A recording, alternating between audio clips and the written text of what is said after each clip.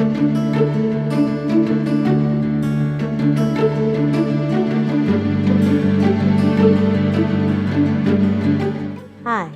I'm Monica Morse, and I'd like to reflect today on the theme, Unmasking the Many Faces of Gender-Based Violence.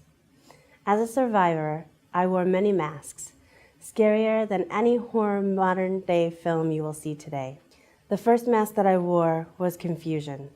I was so confused I couldn't understand what was happening, why this was happening to me, why this was happening to my family.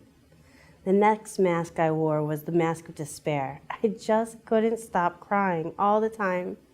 I was so sad.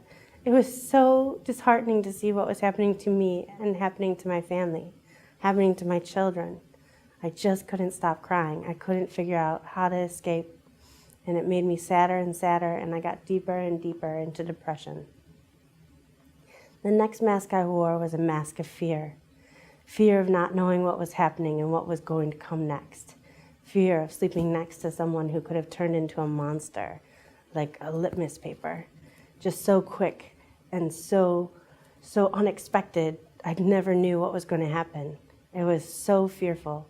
And then I started to fear for my family and fear for me. And then I started to wear the mask of terror. The mask of terror as I tried to protect my family and protect my children from the violence. And the fear and the terror that I would see and experience when I was being abused.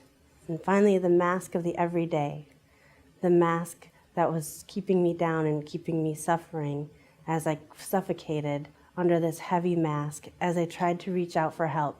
And I wanted to scream and say, please, please help me, please save me, please, I need to get away, I need to get out, and not knowing where to turn, not knowing what to do.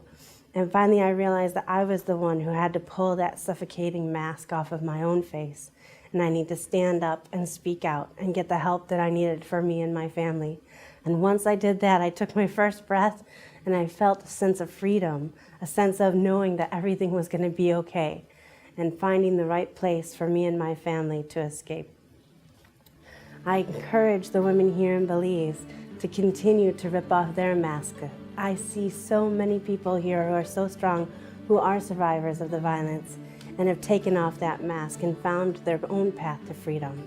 And I encourage and empower those who are still suffering under that mask to rip them off and find their own path to peace.